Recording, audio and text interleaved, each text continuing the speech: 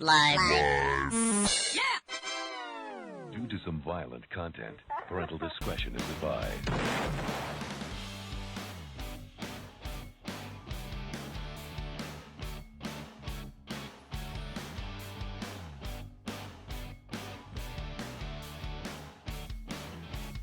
Hello.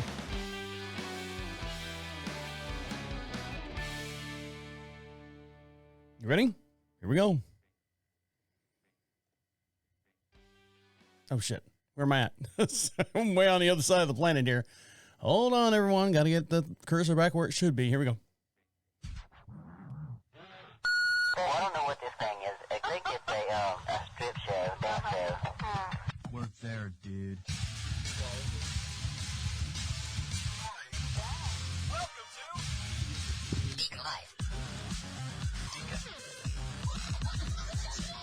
to DeaconLive. Welcome back, guys. On today's show, the conspiracy behind the furry death of the day before Groundhog's Day, and we are killing the planet with our cooking. And tell me something about your job trend and what's happening at the Golden Corral Steak Out. I don't like the way that started, so I'm going to start all over, and you guys are going to have to suffer and go through it again. I'm sorry. It's just one of those days I just don't feel like doing something today, so hold on, I'll start it over. I know. Tough shit. That's what you get. Work there, dude. More pep. Gotta give you more pep. Welcome back, guys. On today's show, the conspiracy behind the furry death the day before Groundhog's Day, and we are killing the planet with our cooking, and the tell me about something about your job trend on TikTok, and what happened at the Golden Corral Steak Out. All this and much, much more will be discussed here on DeaconLive. How are you? How are things? Is that better? Is it more peppier for you? I know. I'm just in this funk. Nothing really has happened too much this week. I mean, as far as news-wise, there's a lot that's been going on. But as far as personally in my life, I wrote down a couple things here. I don't know. I'll touch on each one of them. A friend of mine who had cancer for a long time, unfortunately passed away this past Monday. Or, I'm sorry, past Tuesday. What's today? I don't even know what day it is. Hold on, let me get this right. Passed away this past Monday, and she was battling cancer and stuff, and then had complications of COVID as well. So I don't know the combination of the treatment that she was going through, and I don't understand, how do you get COVID if everyone's masked, everyone in the hospital? You would think that would be the cleanest place to not get COVID or any shape, form, variants thereof of COVID. You know, you got the mask on, you've got a very fragile patient. And one of her posts was back on the 24th of this month saying, hey, look, cancer and COVID sucks. And she's going through that. And unfortunately, she just passed away after a long battle with cancer. I know I'm bringing you down for at least the last 4 to 5 years that I can remember. Another thing that I wrote down here, just a real small little thing. My wife does these Zoom call meetings, and I was listening to her. My gaming room is half of her office. So I have headphones on. I have to watch my language. And so in her office, she does Zoom call meetings, and then she has to take a little break, and then she came back, and I actually heard her say this word right here. She said, sorry, I had to go take a bio break. I said, a bio break? In my head, I'm like, bio break? I'm like, that's kind of weird. It sounds like you're messing with beakers and test tubes. And I asked her later on, I said, well, where did you hear that? She's like, I don't know, I just picked it up, at where I work at, and people started using it instead of going to the bathroom. I prefer you to say I have to go to the bathroom than a bio break. It sounds like you're doing too much scientific stuff. Also, another thing I wrote down here, just real simple stuff, and then we'll dive into the show here. We got a big show for you, so stick around. And for those of you who don't know, we broadcast just outside of Charlotte, North Carolina, a beautiful little town we like to call Marshville. We sit on about 22 some odd acres. We have outside animals and inside animals, horses, chickens, cattle, goats. The neighbors' cats are back. They were getting fixed, so the neighbors' cats are back on our property. And so that's what we do here. Another thing I wrote down real quick was we're still waiting for the new truck, the new design for Chevy to come out and to put in our order for a new. Now my wife wants to get a 2500 Chevy Silverado high country or something like that to pull the horse trailer. And so we sat around looking for that. So we're still in limbo with that. We were going back and forth as far as, do we need a 1500? Do we need a 2500? Do we need a diesel or a 6.6 liter? And we went back and forth on that. Just the conversation we had with that. And the one thing that we do, or I did, is my wife and I, we still have a couple properties in Florida, and now's a great time to refinance out there. So we were refinancing one of the properties that had 2 loans on it, a first and second mortgage. Combine those with the lower interest rate. I know this is riveting. Believe me, we'll get into the what's going on here in the news feed here in just one sec, and all the little TikTok trends that are out there.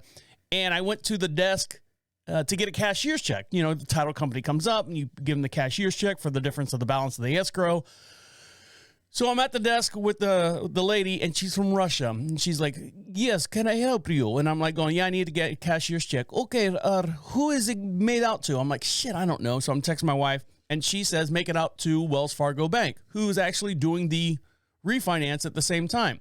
I said, Wells Fargo. She looked at me, she goes, cashier's check, you could write, I had to put something in there, but money order, you can do, write anything you want in there. I'm like, just give me the cashier's check. Okay.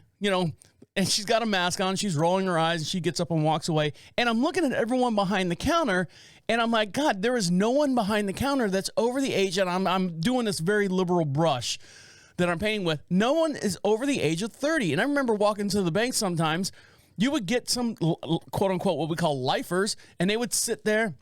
You knew exactly who they were. You felt confident giving them your money, your paychecks and stuff.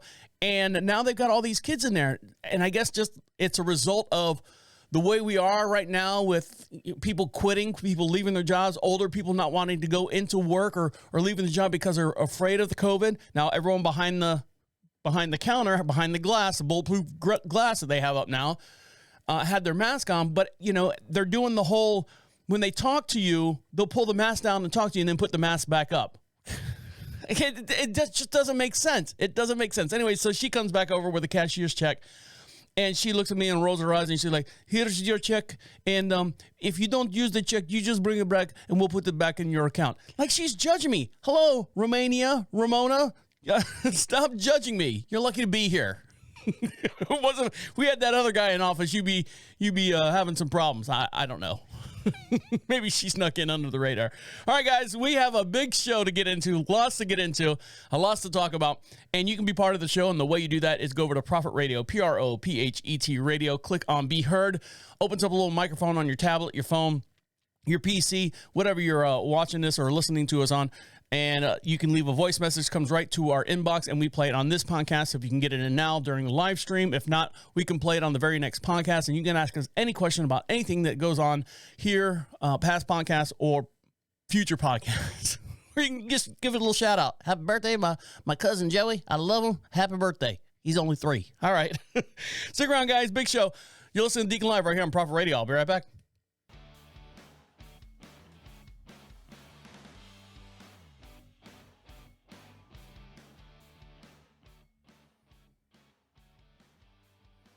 Welcome back to Deacon Live. You want something for free? Of course you do. Everyone wants something for free, and the way you do that is go over to Prophet Radio, Prophet Radio. Click on free swag, and there's a little form right there. Just put your name and address and stuff. Believe me, I got too much shit going on. I'll send you out some stickers, some magnets for you. Just a little thank you for listening to us, sharing us, and just being our friend. I'd like to say thank you. I hope I am your friend, and you are mine already. Now, happy Groundhog's Day, by the way. Just throwing that out there.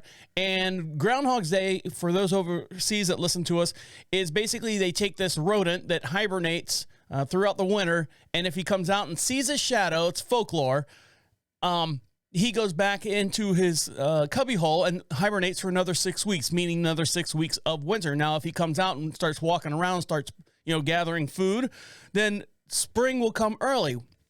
Now, there's this big controversy that's going out there. They were saying the groundhog has officially, well, I'm not going to give it away, but they said that the groundhog has died. Now, we have groundhogs in every state that want to glom onto this whole Punxsutawney film, which the movie Groundhog Day was based upon with Bill Murray.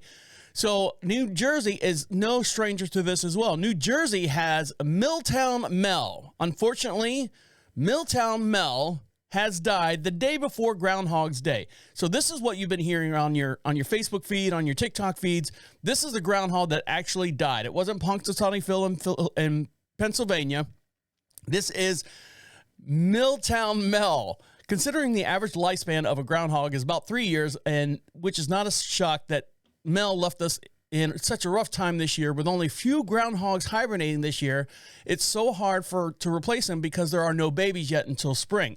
So they've tried to find, this is a speaker for Milltown Mill.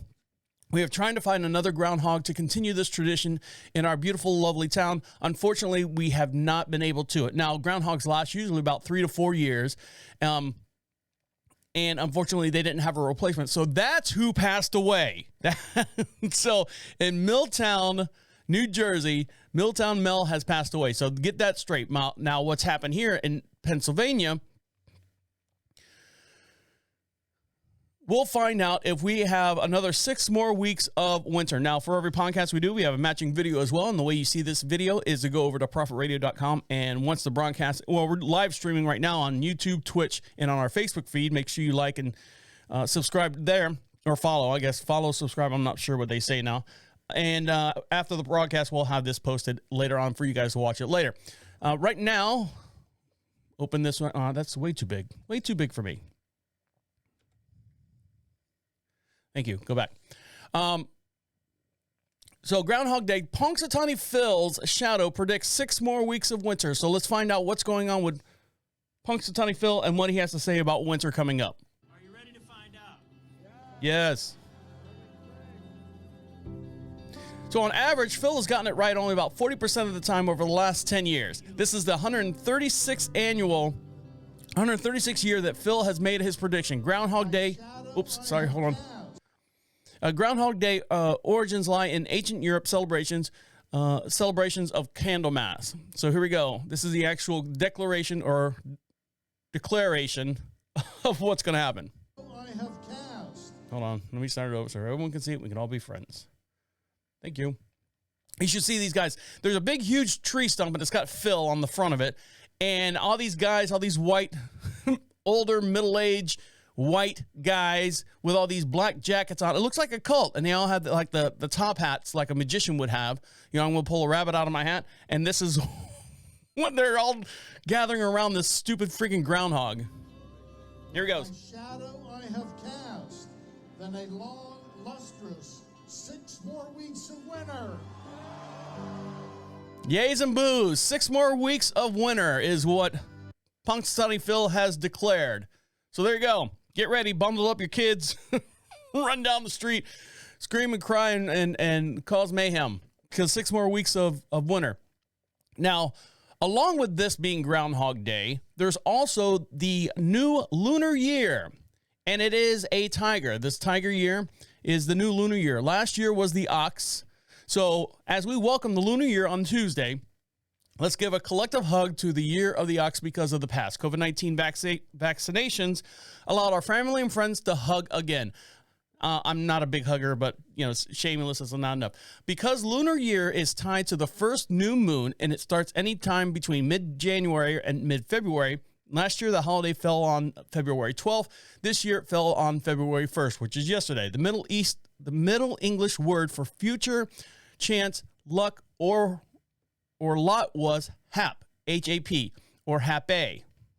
No, it comes from the word haphazard. So anyways, it's Happy Lunar Year, which is the tiger. So hopefully this year will be better for all of us, all those out there that are practicing the new lunar year. Congratulations, I guess. But one of the foods that you have first of the year here in America, usually the first of the year, New Year's Day, everyone has collard greens and black-eyed peas or peas of some sort. And it's supposed to, you know, represent money and good wealth and stuff. There's something called turnip cake. And you're like, oh, but this is what they eat. One of the dishes that they eat for the Lunar New Year. Turnip cake, which is called, you ready for this? It's going to sound like I'm making this up, but I'm not. Which is called lo bak goy. G-O-H. It's Cantonese, and it falls in the latter category as far as what other foods that we have this time of year. Compared to other Lunar New Year's cakes, the turnip cake is most popular for one of few savory flavors in the New Year puddings. Together with freshness of white radishes, it can be quite addictive as a snack or a main dish. So you say, all right, well, why did they call it turnip cake? Well, it's not necessarily turnip. There was a bad translation, but they actually use radishes, green radishes and white radishes to make this cake. So the scientific name of the veggie that was used for this beloved dish, you ready for this? Is called Raphanastrium subpum stativus. Well, I know what stativus is. Isn't that sugar or something sweet? Activia. I don't think that's something like that. Try saying that with a mouthful of cake. But some of the common names include the Chinese radish or the Japanese radish, which is daikon. So there you go. If you have your new lunar year for the tiger and have some turnip cake, get a second helping for me and let me know how it is. All right, guys, stick around. When we come back, we'll talk to and find out what's going on with IT Dan. And everyone's jumping off the Spotify boat. It gets it sinking fast. There's a lot of holes in it. So stick around. We'll get into that as well. You're listening to Deacon Live right here on Prophet Radio. I'll be right back. Welcome back to Deacon Live. Make sure you follow us on all your social networks. And the way you do that is go over to Prophet Radio, Prophet Radio.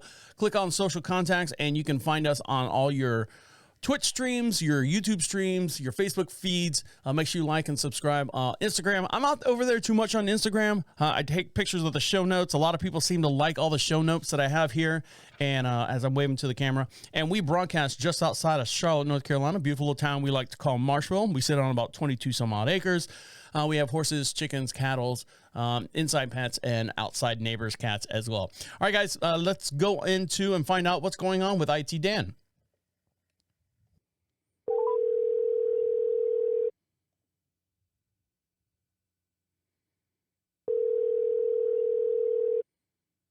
Hello, Travis. How are you? Hello, Dan. How are things?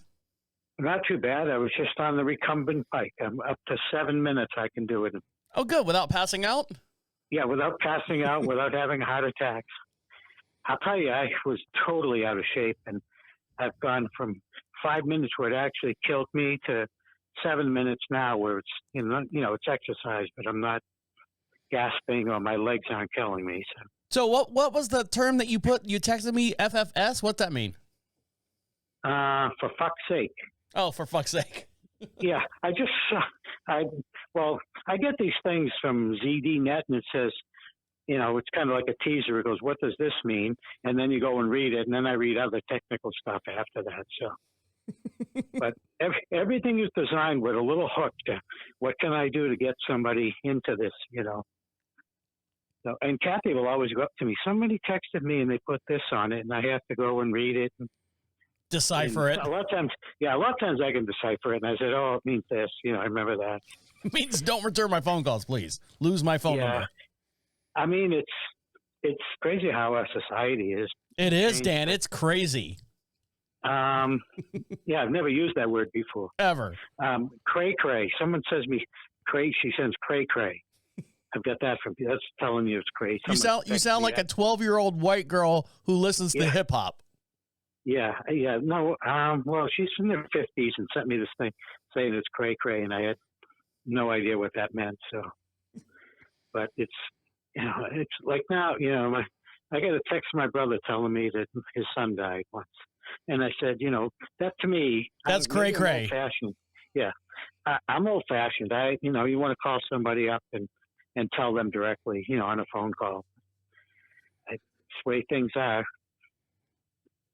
They're not the same as they used to be. So. Well, if they were the same as they used to be, nothing ever get done or nothing would ever advance. No. Or go backwards. Yeah, either way. Speaking of advance and stuff, I watched that terrible movie the other day. That terrible? Is that the name of it? No, it's called The Eternals. Oh, The Eternals? Yeah, when you were talking about modern technology and the one gay black guy was trying to make sure, it's a steam engine. They're not ready for a steam engine yet. No, give it to them now. No, they need to progress at their own rate. That movie was horrible. It was one step up from, have you watched The Boys yet? On, I think it's Prime Video or something like that. Well, actually, I like The Boys. I like The Boys too. Hold on. Yeah. Let me. I thought it was much better. Let me rephrase that in a better context instead of me saying I like Boys too. I like the TV shows, the TV series, The Boys. All right, there we go. Okay, well, we're fixed. I was going to hang up on you after hearing the other part. So, I liked that because it had some resemblance to a story, and it had people that were sadistic, and the guy who plays. Are you talking about the boys, or are you talking about the Eternals? I'm talking about the boys. Oh. And that guy, the guy that played the captain with the cape and the flying around. Yeah, but I want to talk about the Eternals. Banshee. What? Okay. Okay. The Eternals, I looked at it and I go, this has a stupid story. I'm just going to watch it to see. You said you liked it, though. Effects. Well, I thought it was okay. I've seen worse, but it didn't. It did not have a story. It had so much potential. It could have gone somewhere else, and actually showed the progression of time. This back and forth, jumping back and forth, and I didn't get it. They jumped back when it was convenient to tell a part of the story that they didn't tell in the beginning. Yeah.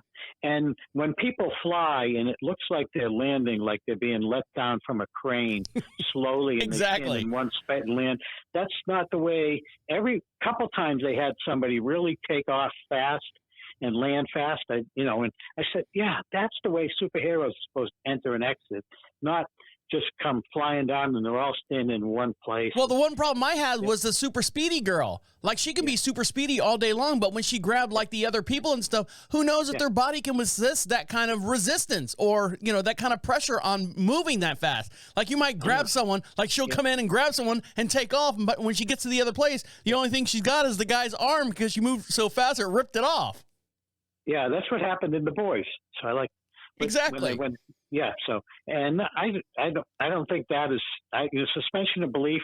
I let that go in it, but it was just horrible writing. They just, it seems like they're more geared how can I get this special effect into the show, and how can I do it? And I really didn't. I don't think there's one character in there I said, gee, I really care whether this guy lives or dies. And Selma Hayek, please give me a break. Selma Hayek. Yeah. With her thick Colombian accent, and then you had Boobless Jenner, and not Boobless Jenner, Boobless, what's her name? Jolie. Yeah. She's in there, and as soon as I saw her outfit, I'm going, I know she doesn't have boobs. I mean, I'm trying to suspend disbelief and stuff, but I'm going, no. They should have just made her a little bit more, not so big and voluptuous. Granted, she's the goddess of war and all that, but I mean, let's tone her down. Let's make more Joan of Arc, not more Bette Midler, Yeah, and it was a horrible movie, and there's one coming out called the 355 that I have to watch, and that's a spy one, and I got a feeling that one's going to suck too. So how did all your football teams win? What do you think about Tom Brady? He's dipping out on us. Out on you. I don't care. I don't give two shits about him. He doesn't. Well, no, he's. I think it's ready. It's time, but he may stay another year. He hasn't definitely said it yet. What's his contract say? I think he's still under contract, but they can quit that. You can retire anytime under a contract. You can get out of it. So. Can you really? Yeah. Yeah, you can't go to another team and do something, but you can retire if you want. But so what's from stopping me? I'm in college and I get drafted. I get drafted by the Tampa Bay Buccaneers, and then I sign a contract for let's say $4 million, something simple. I'm not the best player in the world, but I'm not the worst player in the world. I take that contract, and the next day I go, I'm retiring. Can I keep the $4 million? No, you can't keep the money. Yeah. So why can't Brady? I mean, why are you saying that Brady can do it? No, you can retire if let's say he signed a 3-year contract and they paid him for 2. Uh-huh. If he retires, he doesn't get paid the 3rd year. Oh, okay. I got it. You can retire at any time.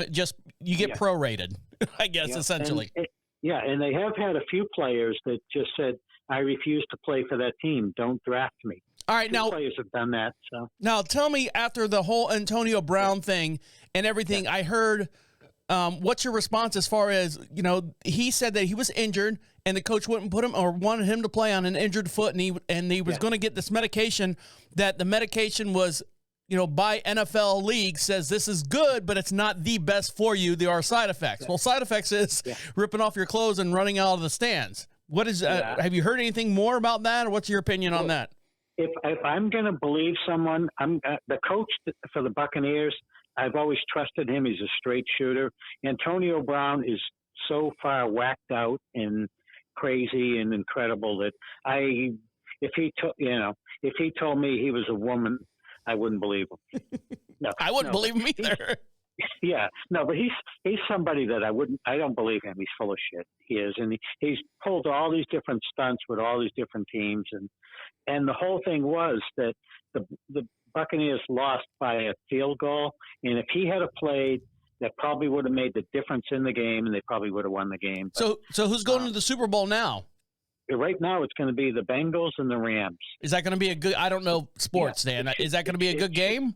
It should be interesting, but usually you get the number 1 and number 2 seeds, the best teams to play in the Super Bowl. That's usually how it works. And these guys are the number 4 seeds, both of them. So they're underdogs. They're both underdogs. You know, they both have overachieved in the playoffs and pulled up upsets that no one would expect them to.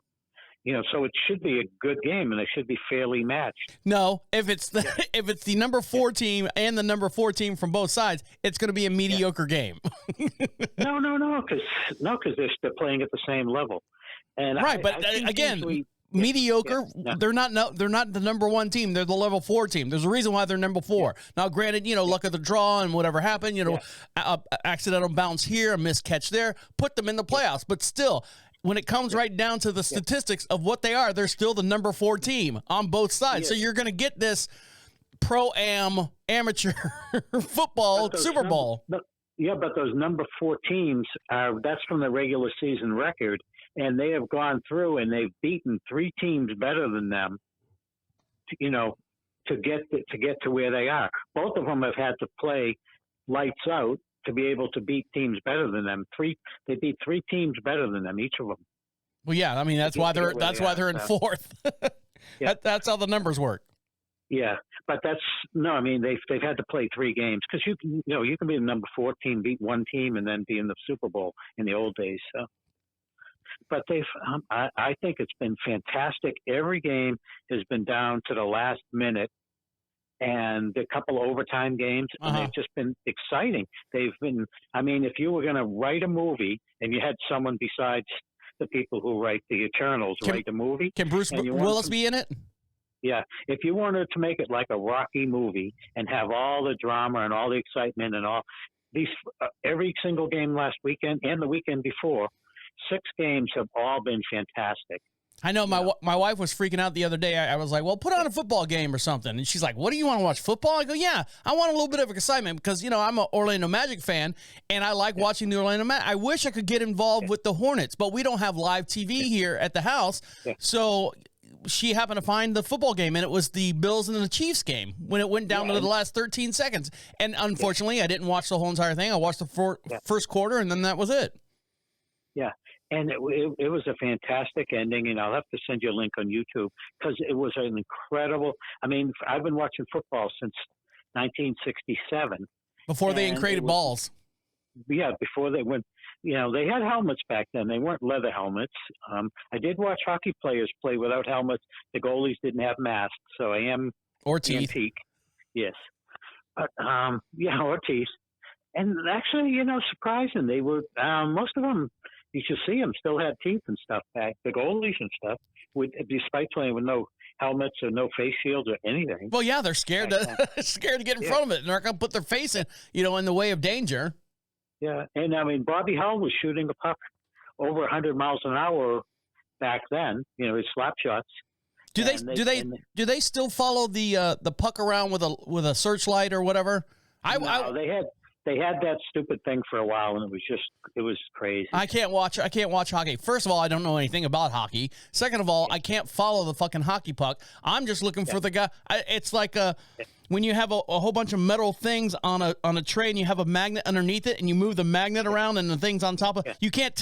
You just watch everyone move to a certain direction. You're moving the magnet underneath the table, and the little metal pieces are going all over the place. You can't follow the hockey. Yeah. You just follow the players. Yeah, and if you really have to have a big screen TV to watch hockey because the puck is too small, it's 1 inch by 3 inch, and it's just too small to follow around on a 19-inch TV. You need on a wide screen it's better, but at least a 26-inch TV.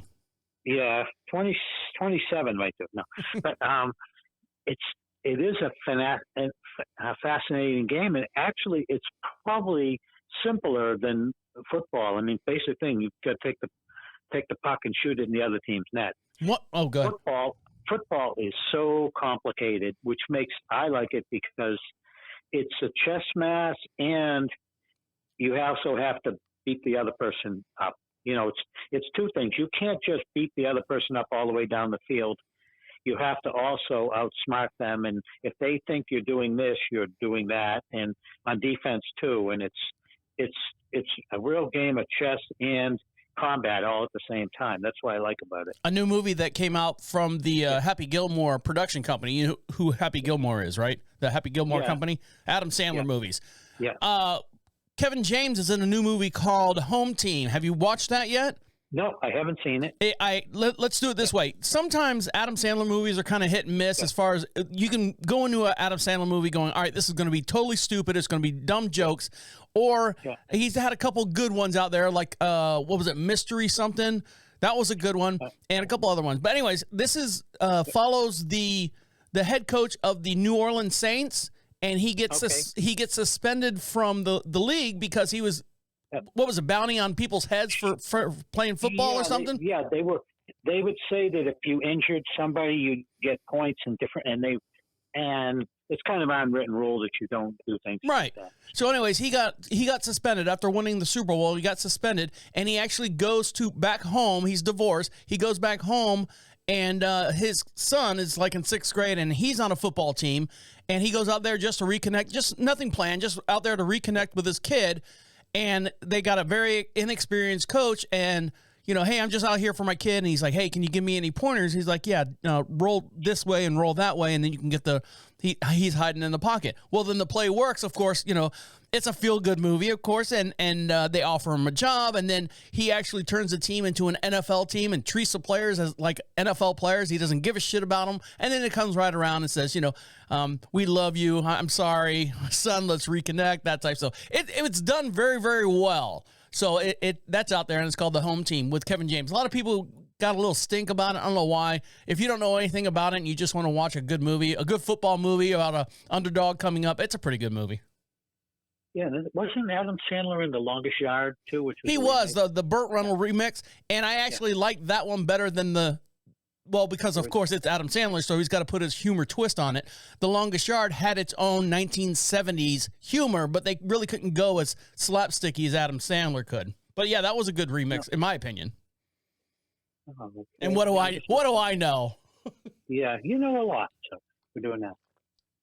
All right, Dan. Anything else before I let you go? And Dolly's been watching these games with me. She loves them. Are you in the toilet, Dan? Are you in the bathroom? No, I'm home. Okay. I'm sitting at my desk. I'm just looking up Home Team. All right. IMDb gave it a 6.0. So, yeah, I don't see it available yet where I'm looking for the. Well, it's on Netflix, so that just came out on Netflix. It's good, Dan. I mean, it's a lighthearted story about a football coach, you know, and you know, trying to reconnect with his kid. It's good, and it's got a lot of football plays in there that are pretty good. Yep, they're having the Halo TV series starting in March. I can't wait. Oh, okay. I didn't know if you were a fan of that. No, I'm not a fan. Okay. I don't have Xbox. That's a Halo thing. Halo's for Xbox.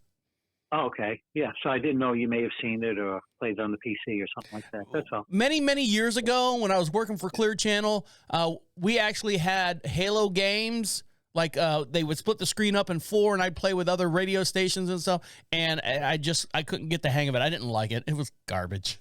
Garbage. I don't know why they just don't make like one game for everyone. Call it Call of Duty and be done with it. Yeah, and that would be done. So, what else you got? Anything? No, nothing else much going on. It's just quiet. And we've been watching Dolly for a whole week. She's been she is fun. She hasn't peed on the carpet, has she? No, she is a classy woman, and she's funny, and she'll watch stuff with Kathy. Kathy and her were watching this series called Outlander.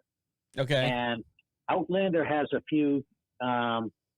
It's kind of like a science fiction story. There can only be one. History.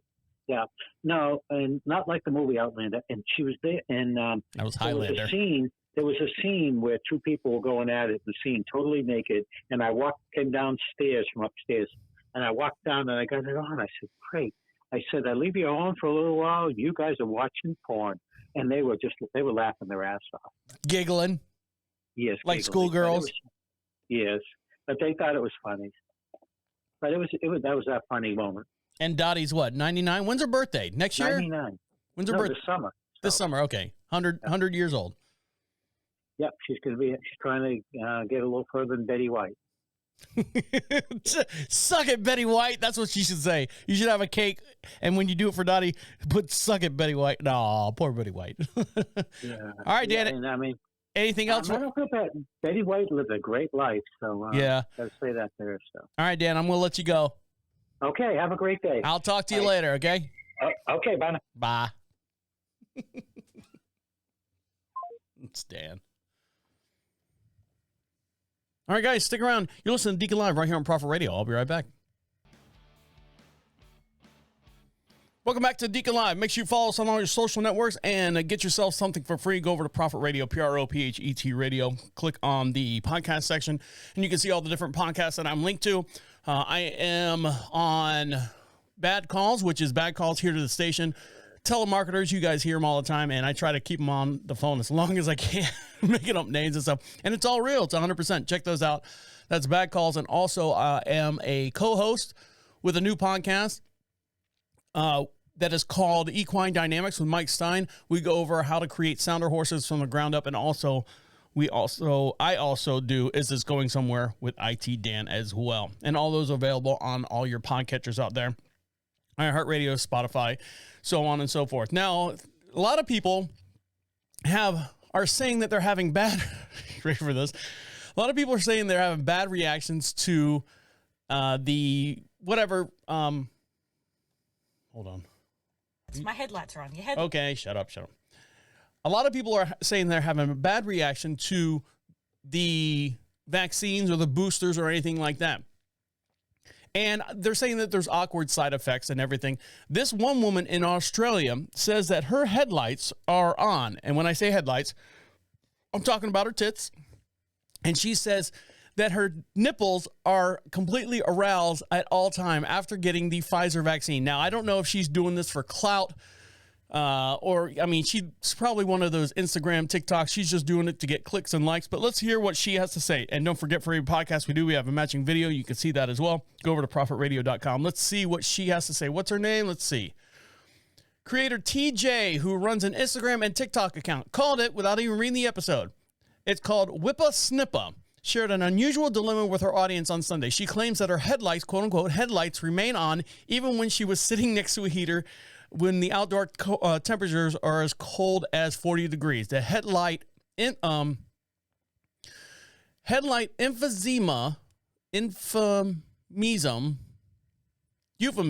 Sorry, the headlight euphemism.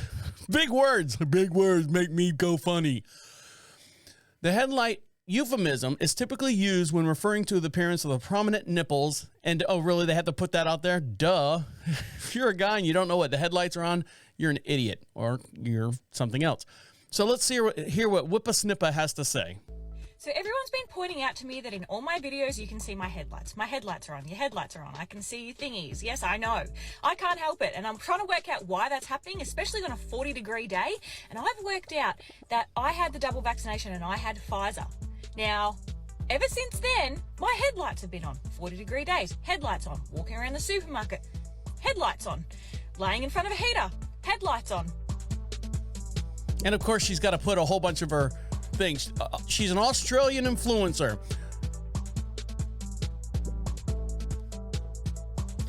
So she's going through all this stuff. Has anyone else had this problem because of the double vaccination, or am I the only person that's just stuck with their high beams on all the fucking time? Now, it'd be different if she was like this hideous, disgusting old lady, my headlights are on all the time.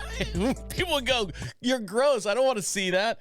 But she's, of course, taken advantage of this to the full effect to get all the clicks and likes and to get her stuff. So that's Whippa Snip over there saying that because of the Pfizer vaccine, well, maybe that's a good thing. Pfizer vaccine, her nipples are on at all time. She could always get into the diamond cutting business. Did I say that right? Diamond cutting business? She could be a burglar cutting glass. I mean, there's so many jokes there.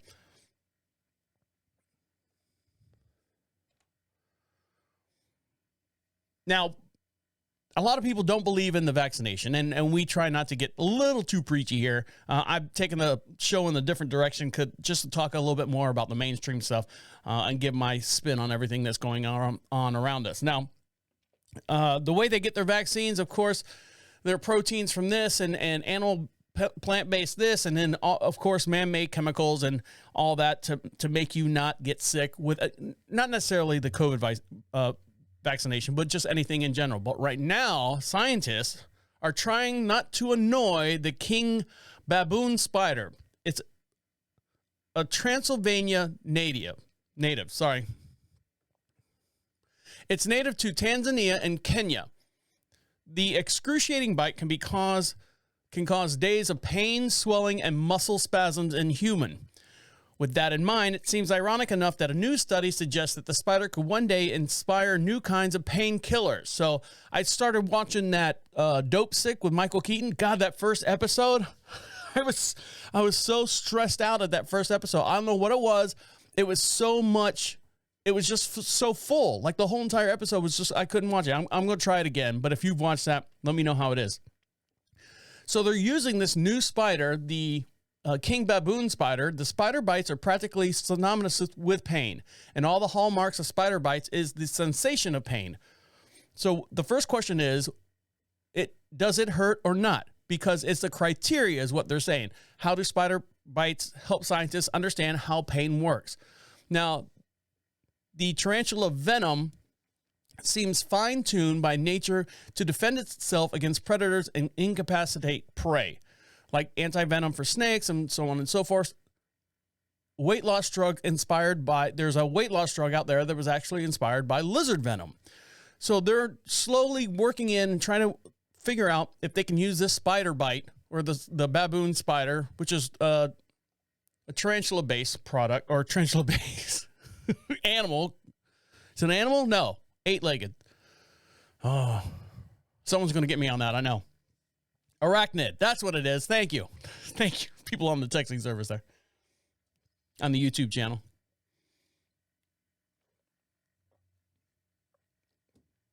Now, speaking of YouTube channels, iHeart, Spotify, and all them, Joe Rogan's catching a lot of shit, and people are jumping off that ship left and right. We had, last week, Neil Young, relevant guy. He jumped ship. The next one just recently is Joni Mitchell. Now, if you're not familiar with Joni Mitchell, she is a long, outstanding folk artist along the same times as Neil Young. So and she's pulling all her stuff off of Spotify as well. Again, it's these older people, this older generation, and they're mad because Joe Rogan, did I say Seth Rogen? Joe Rogan is supposedly, quote unquote, giving out false information. Now, I had a discussion with a gentleman the other day, and I said, he said to me, he goes, well, he's giving out false information. I said, because you're on that side of the fence, hearing the conversation.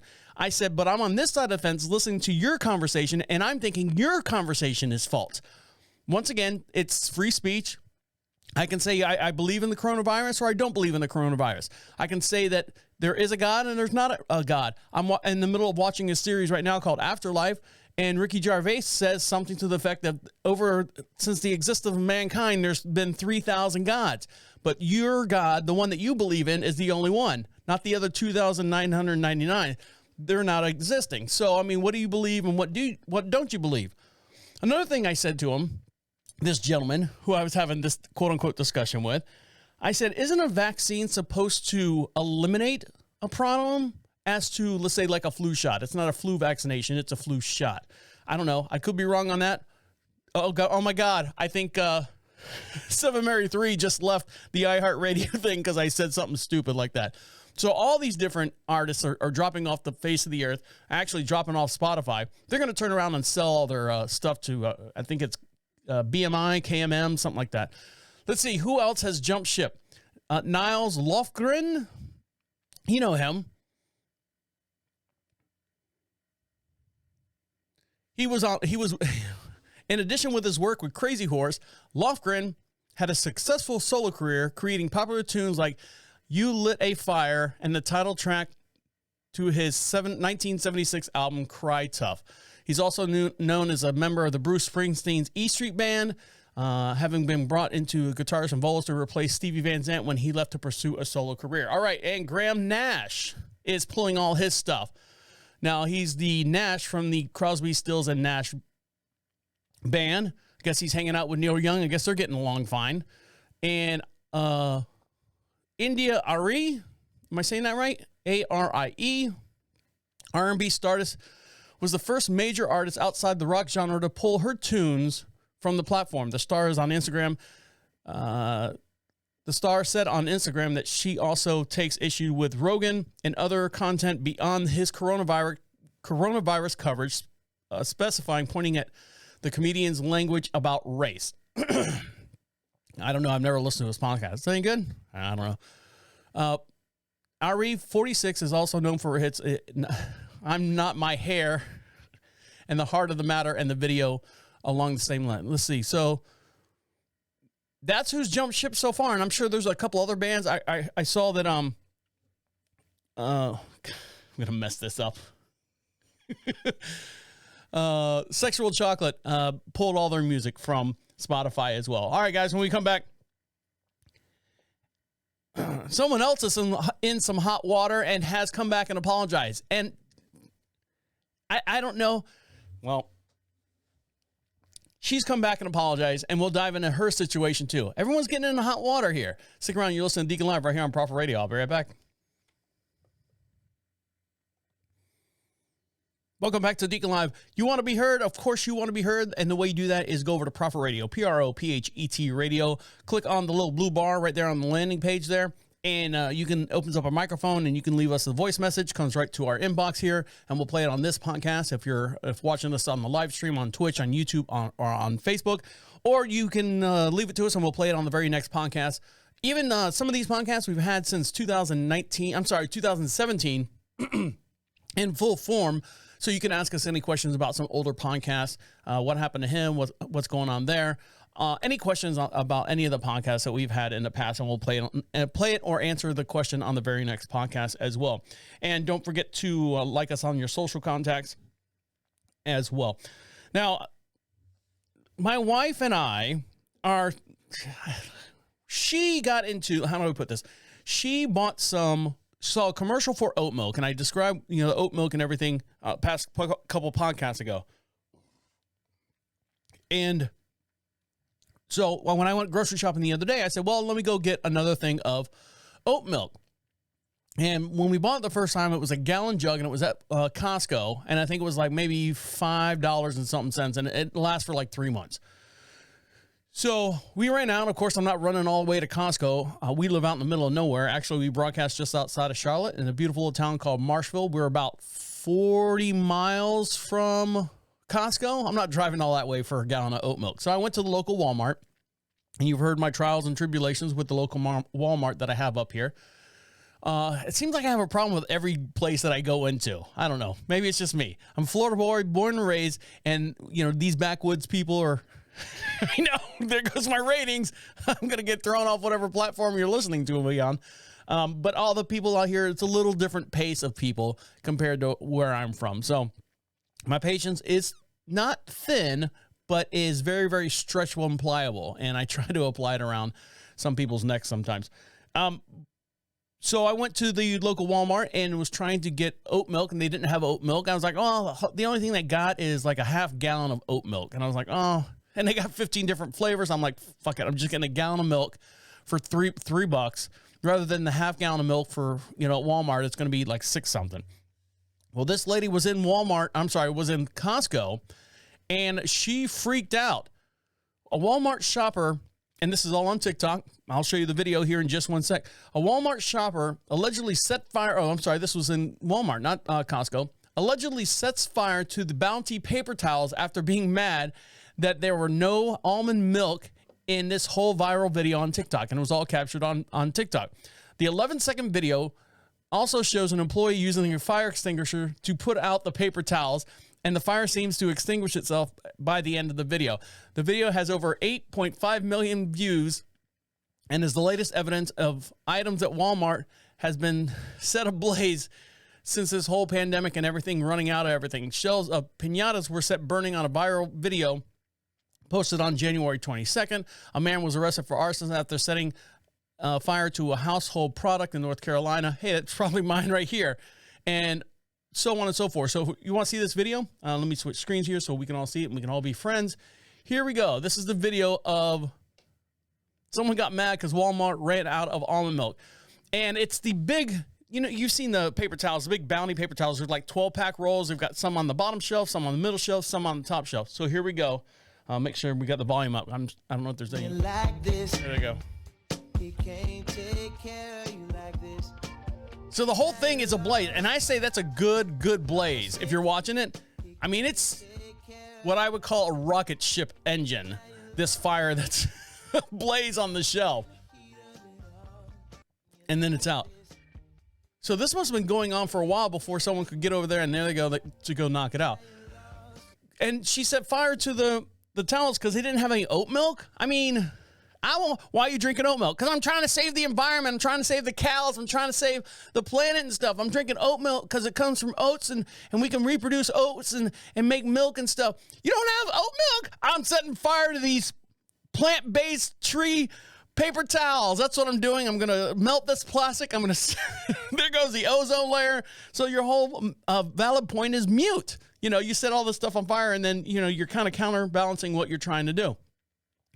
Now, someone who's trying to counterbalance what she has done this past week is Whoopi Goldberg. Now, I don't watch The View. Try not to watch The View. It just makes my skin crawl, some of the stuff they say. Now, I know they've got a wide panel of people with various beliefs and backgrounds and everything. But sometimes you're just like going, God, what are you saying? And unfortunately, Whoopi Goldberg fell into that same trap when they were talking about the books that were being banned here lately going into the new school year.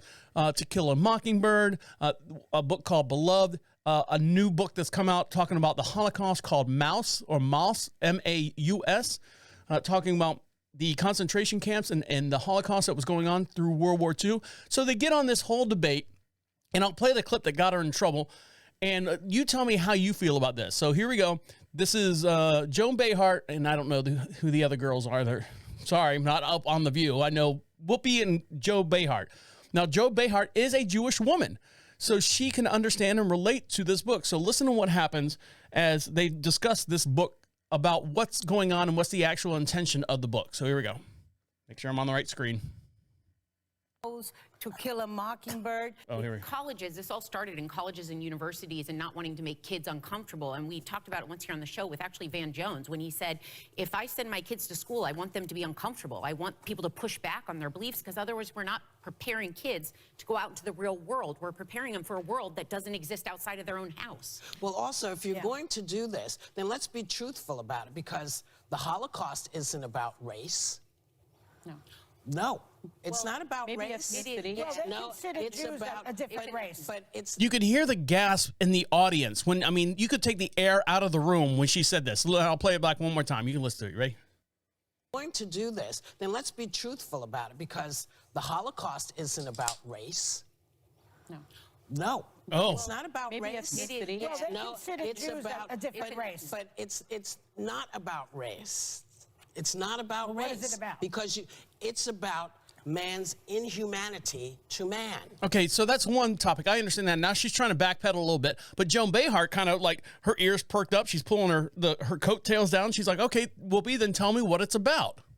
That's what it's about. But it's about white supremacy. It's about but going it's after not Jews about ideal race. But these are two white groups of people. Well, how do we after black They people see them as white. But you're missing the point. You're missing the point. Uh-oh. Joan Behart's okay. Whoopi, you tell me. My people have been prosecuted or all the things that the Jewish community dating way before the Bible was even around. You tell me, Whoopi. The minute you turn it into race, it goes down this alley. Let's talk about it for what it is. It's how people treat each other. Well, that's true. It's a problem. It doesn't matter if you're black or white, because black, white, Jews, everybody eats each other. So is it, if you're uncomfortable, if you hear about Maus, should you be worried? Should your child say, "Oh my God, I wonder if that's me"? You can hear the producer. All right, roll the music. Let's get out of this quick. No, that's not what they're going to say. They're going to say, "I don't want to be like that." Well, hopefully. I want to be cool. Yeah. And Most kids. So that's what Whoopi said. So I don't know if you're familiar with a good friend of mine. His name is Michael Rappaport. This was his retort on that, talking about Whoopi and what she actually said.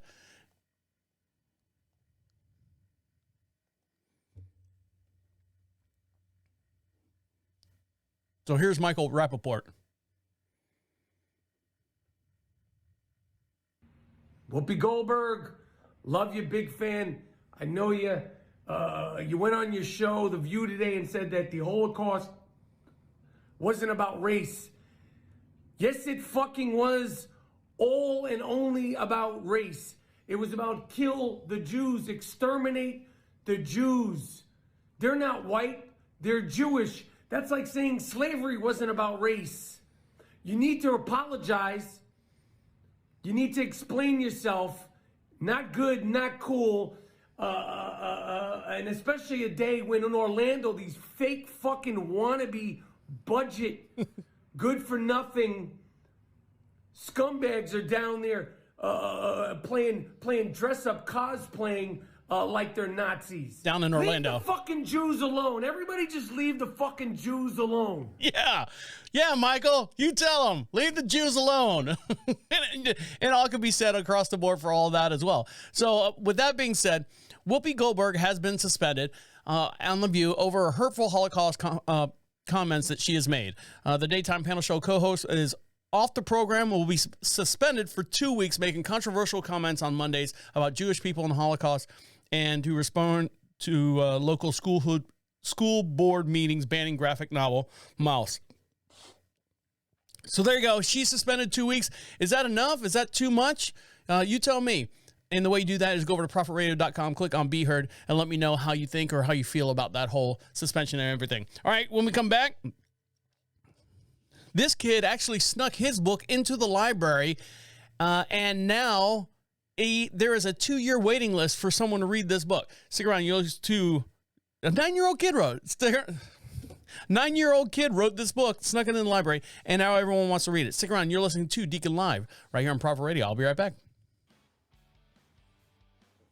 Welcome back to Deacon Live. Don't forget, some of the artists that you hear, the musical artists that we have here on the station are very local. They're very, I take that back. They're not local. Let me start that over because that's not true. Welcome back to Deacon Live. Make sure you show your support to all the local artists. It's not local. Welcome back to Deacon Live. Make sure you show your support for all the musical artists that we have here on the show.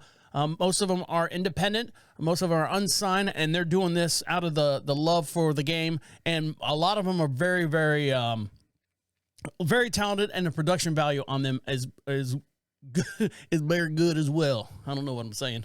Start all that again. Welcome back to Deacon Live. Make sure you show your support to all the independent artists that are played here on Deacon Live, and for full-length songs and stuff, make sure you go over to profitradio.com, click on their little page there for more information on each one of those as well. Now, AS for TikTok. You guys big fans of TikTok? There's a whole bunch of stuff. There's a whole new language out there. You've got Stitch, you've got Slide, you got Bump, you got Cell, you got Duets, you got all the stuff with TikTok. Now, another thing that's popping up in the TikTok dialogue is something called AS. Now, the AS for TikTok is it's contributed to Adult Swim.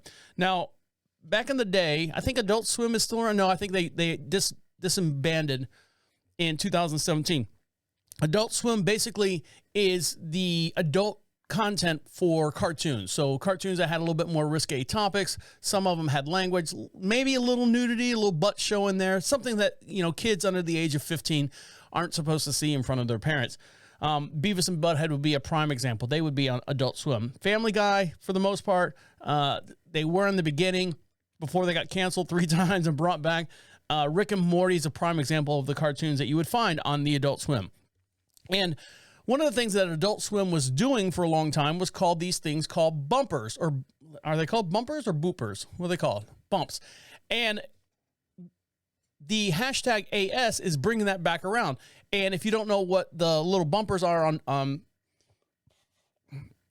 the Adult Swim, it's these little, like, one word or one sentence phrase, and then it shows a little clip of something and then goes right back into, it's a small little commercial that's played in between the commercial breaks.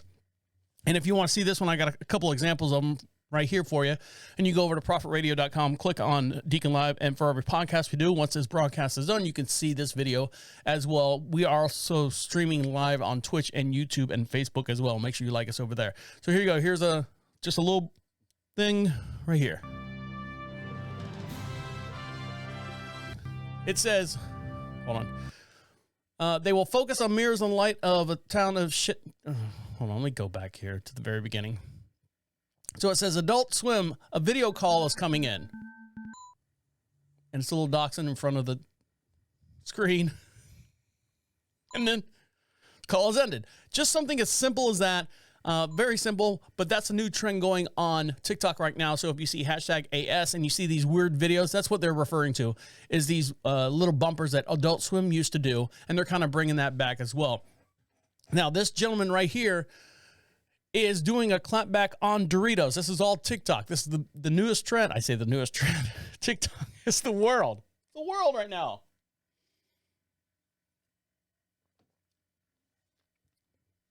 And a lot of times you can clap back to someone on TikTok if you think they're wrong on doing something. So a Frito-Lay worker shuts down a TikToker who claimed that he exposed how Doritos were made. Now, before we show how Doritos are actually made, we'll watch the video here of what the guy said, how Doritos were made in the first place. Now, granted, to make Doritos, there's a whole long chain. You have to do this. There's 15 different steps to get to the finished product. So this guy was probably in the shitty part of the job and was showing this. And what you're seeing here on the video, it's a big vat with almost like this peanut butter looking paste. And it's what Doritos really look like before it's pressed and baked into a Dorito. So it's this hot peanut buttery looking thing, jiggly, and it's just in a big vat, and he's moving it around and shaking it. Really look like before it's pressed and baked into a Dorito. So he's smacking it, and it's not really, taking shape. It's just like this big old peanut butter blob for the most part in this big old container, which you would think it's got to start somewhere, right? Well, this gentleman right here actually created a video, a follow-up video, showing what actually happens and explains actually what happens for... Okay, story time. So this is the video. The guy actually... There's the follow-up video on that. I don't want to see that. Let's go here. I know. Bear with me.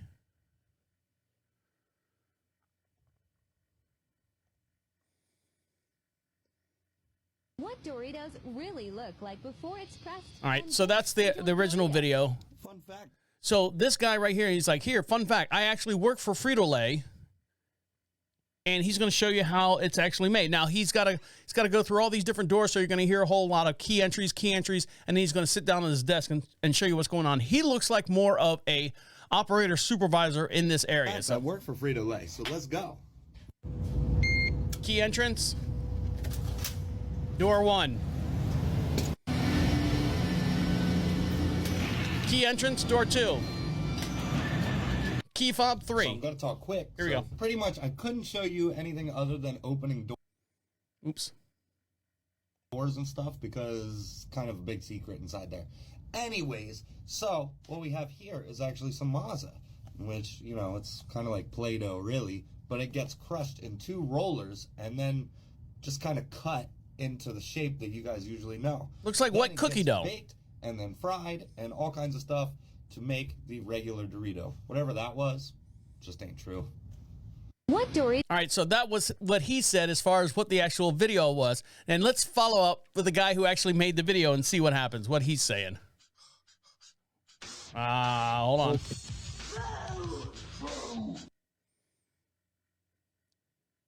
So let's see what he's saying. Hey, story time. Here we go. Time about some you got exposed. Man, look, I'ma say this just like this. Cause I ain't trying to get banned. I ain't trying to get reported. Y'all already be the police on here. I do not work there no more already. So y'all can look up anything, whatever. You could type it up to your blue in the face. You could talk about it to your green in the ears. I don't care. Nobody can tell me about what went down in that warehouse and what was made and what was being sent unless you worked with me. And if you worked with me, you're not going to be on here commenting and saying woo, woo, woo, because people scared to lose their job. But you see me, I didn't care.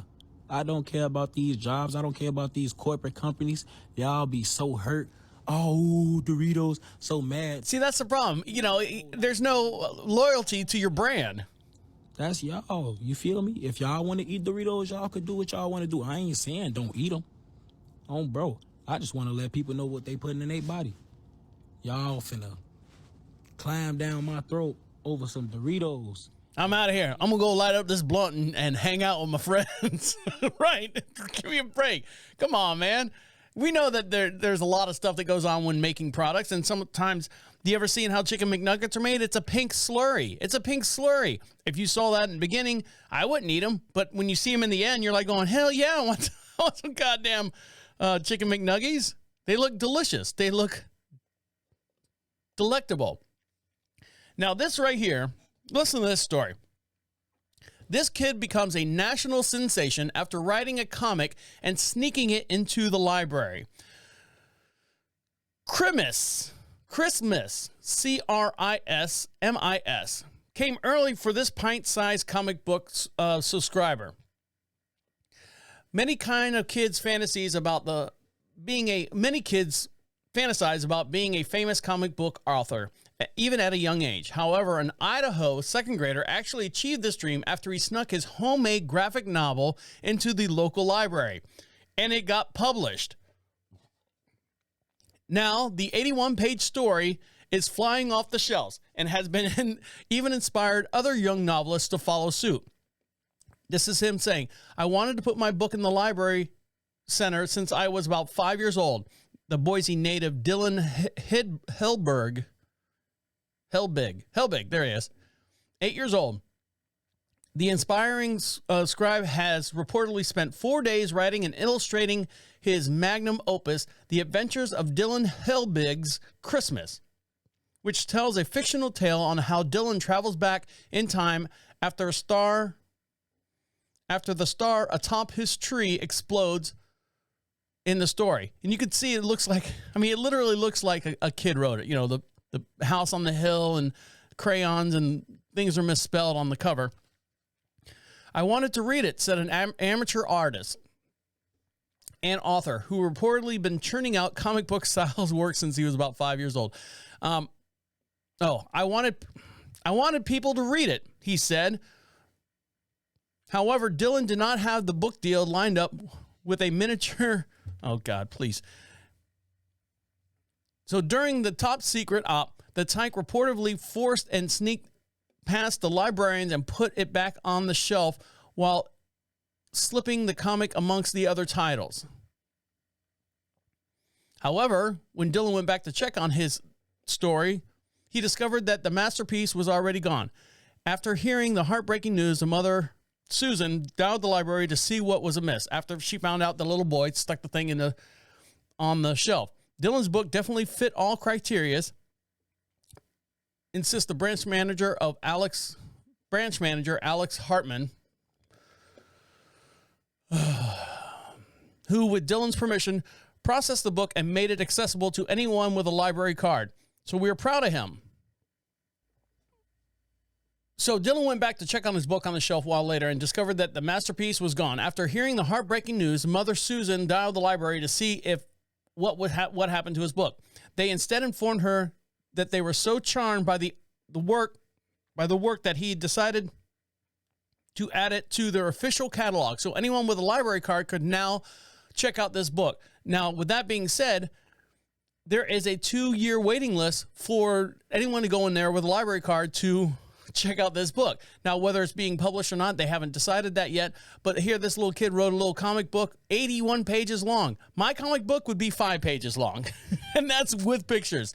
This kid right here wrote a comic book, 80 pages long. Is that a novel? That'd be a graphic novel, wouldn't it? slipped it on the back shelf of the library, and everyone's wanting to watch or read it now. All right, guys, when we come back.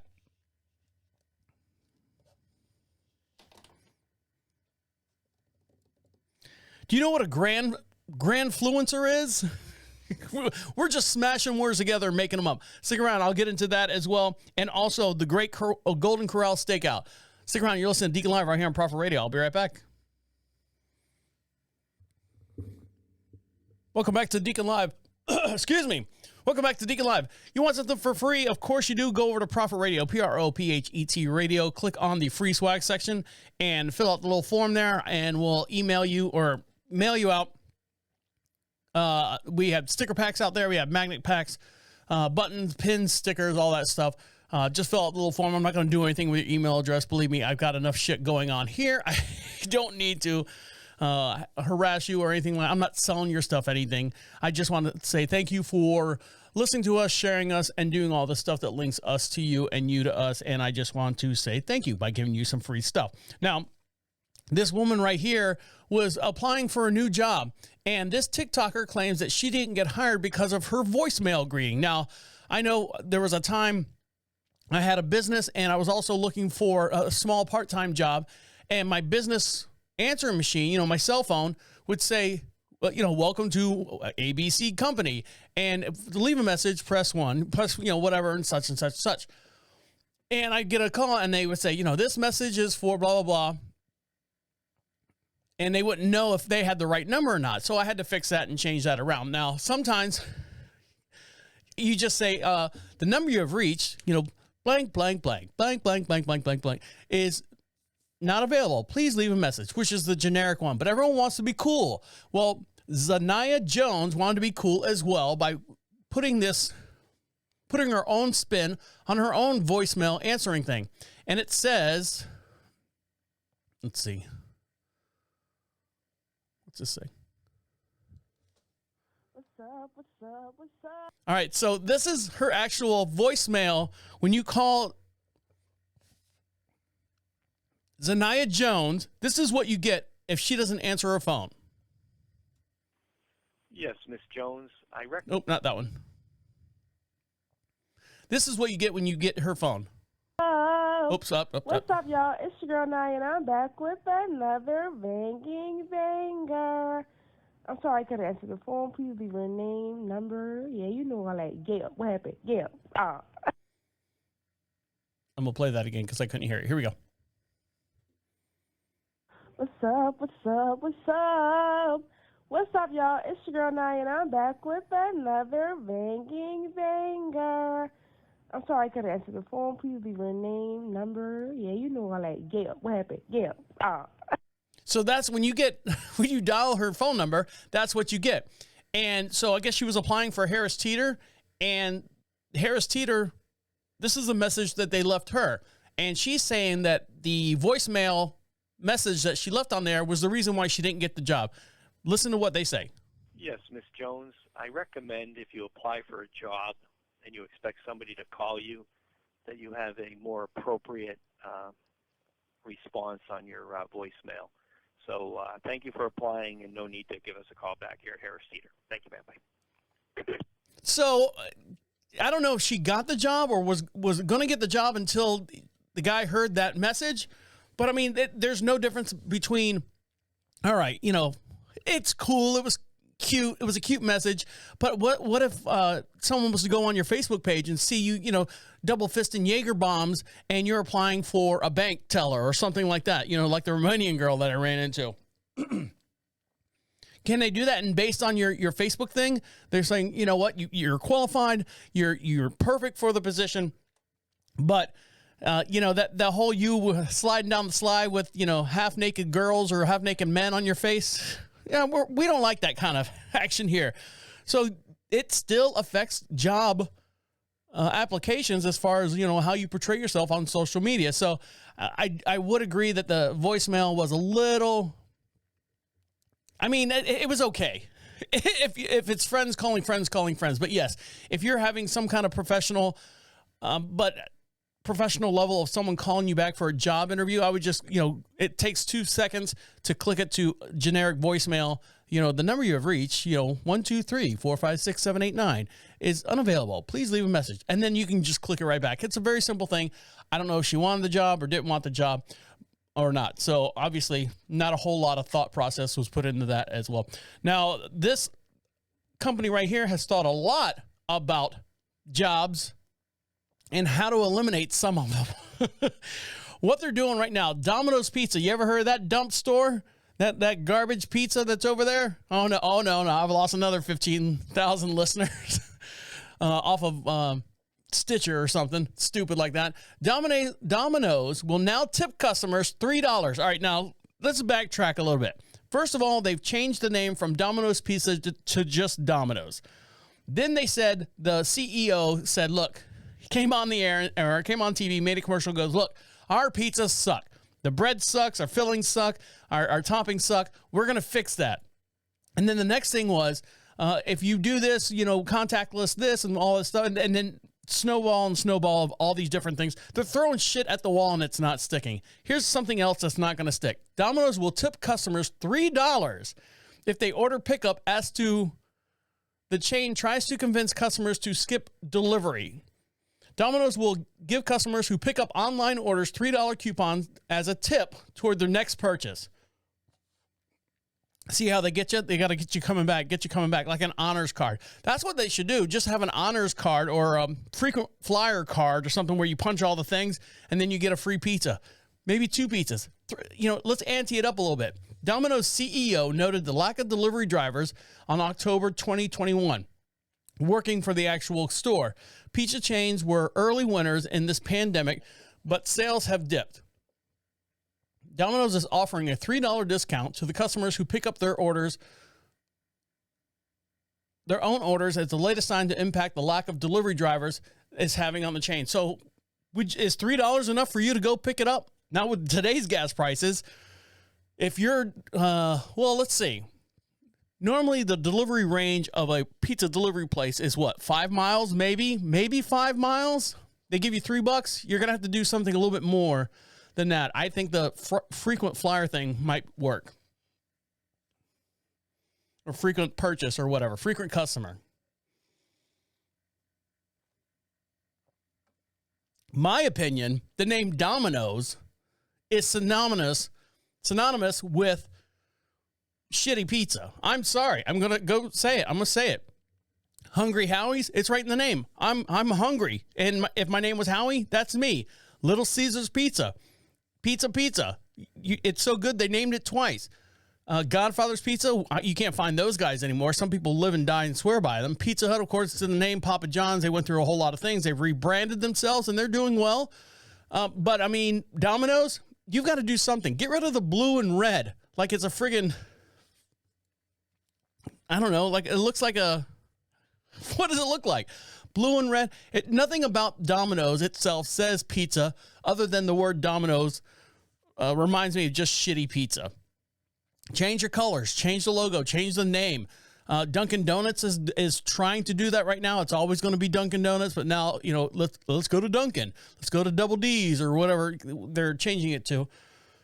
Domino's has really got to rebrand. It's not the pizza. If you create a good front, a good outline, a good staple for the front of the store, maybe the pizza won't taste as bad. It won't look, I won't feel as bad. Now, something that tastes really good, that's been off the menu for a long time, is the Mexican pizza over at Taco Bell. I've never had the Mexican pizza over at Taco Bell. A lot of people swear by it. They've been, the hashtag bring back Mexican pizza Taco Bell has been trending for a long time. Well, guess what? There's one person in this world right now that could probably bring the Mexican pizza back just by snapping her fingers. And that person right now, I believe, is Dolly Parton. And when I say that, she actually stood behind the Mexican pizza when they took it off the menu. Let's see. Hold on. The country music star is a living embodiment of the word icon. Icon.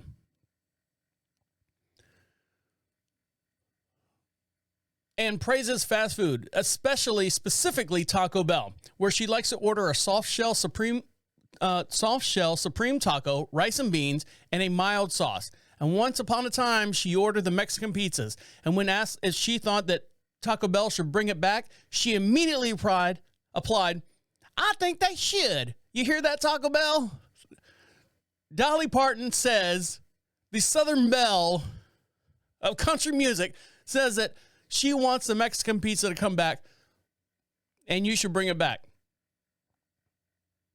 So Taco Bell, pick that up. Now, something that they're actually calling what Dolly Parton is doing. Now, unfortunately, we lost Betty White at the beginning of this year, and she was the icon. She was the essential woman through times, woman through decades. I believe Dolly Parton is going to take Betty White's place as far as fulfilling that role.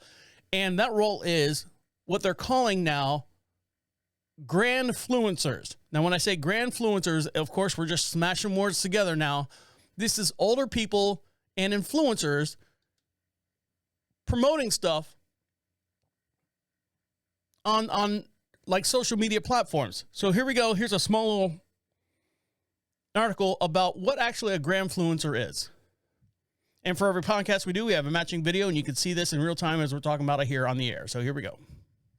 A new group of social media stars might move there. Good tax benefits. Seniors are becoming powerful content creators and influencers, and affectionately, as a group, they're being called Granfluencers. Jamie Yukis met several of these tech-savvy super-agers who are spreading positivity, smashing stereotypes, and making money as social media sensations.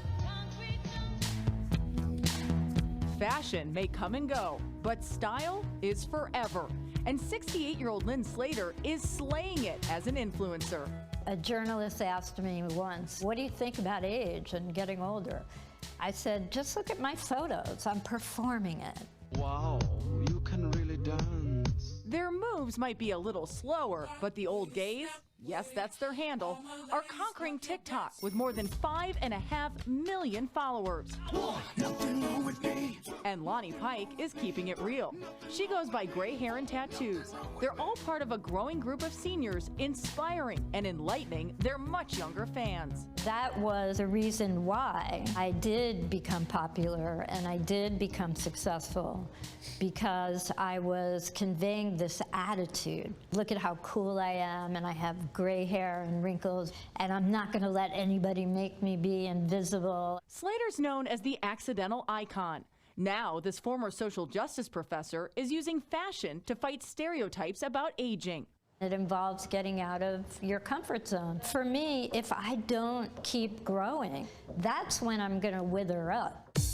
People are really craving authenticity. So people of all ages are really looking for real people that they can connect with online. Marketing strategist Rahel Marzi-Hazen has helped companies connect with Granfluencers, presenting growth opportunities for both the seniors and established brands looking to expand their market. For younger people, they're really inspired when they see older influencers living their lives, dating, traveling, dancing. The time is ripe for senior influencers who have largely been overlooked. And the new partnerships can mean an economic boon for seniors. Do you guys want to take the Proform Pro 9000 home with you? Really? Senior influencers can make anywhere between $50 to tens of thousands of dollars for just one social media post. I probably worked about 8 That'll help hours, pay for the medication and I stuff. made my yearly salary as a professor. I am safe. I am free. Lonnie Pike's confidence and positivity have earned her close to 1 million followers on TikTok. I am 57 years old and I still get told that I'm going to regret my tattoos. I mean, come on. What's the most inspiring thing you've heard from a 20 or 30-year-old? I have a lot of young moms reaching out to me. They're like, I no longer fear growing old. You don't have to fear age. I'm the same person at 57 I was at 25. I just have more tattoos and I drive a better car. So there you go. Granfluencers are out there. So all you people over the age, I'm going to say 50, and not me, not yet. If you got a niche, you want to be a Granfluencer, start taking some pictures of yourself and get yourself out there. You know, when you start living, you start dying, I guess is the old saying that they go. All right, guys, when we come back, you ready for the Super Bowl? Well, you're not yet unless you get a keg of cheese. And I know my wife won't let me have this. We always argue about that as well. And we're also going to talk about, you ever heard of bunnies? Well, this young lady, unfortunately, this young girl had a whole herd of bunnies chasing her down. And we'll get into that here in just one sec. You're listening to Deacon Live right here on Prophet Radio. I'll be right back. Welcome back to Deacon Live. Make sure you follow us on all your social networks. And the way you do that is go over to Prophet Radio, PROPHET Radio. Click on social contacts. You can find all the links that links us to you, you to us, Instagram, Twitter. Does anyone do Twitter anymore? LinkedIn, I'm over there as well. There's like 15 different things. Twitch, YouTube, Facebook as well. And we do a live stream every Wednesday. Make sure you like and subscribe and do all that stuff. And you can see us live here in the studio. And for every podcast we do, we have a matching video once we're done with production here.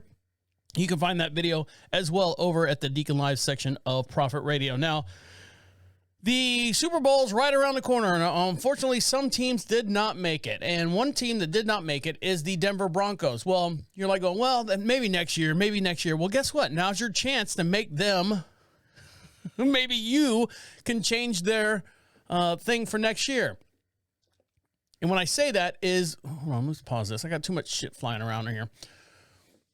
Maybe you can help them change that for next year. And the way you do that is to buy them. That's right. The Denver Broncos are officially up for sale. The Pat Bowlen Trust has begun the sale of the team announced this past Tuesday. Selling the NFL team is a complex process involving numerous parties and the league's official procedures. Nonetheless, the trustees have hoped that the sale will be completed by the start of the 2022 NFL season. The Broncos are a special franchise that is part of the fabric of this region, says the CEO, Joe Ellis, who has emerged the new owner.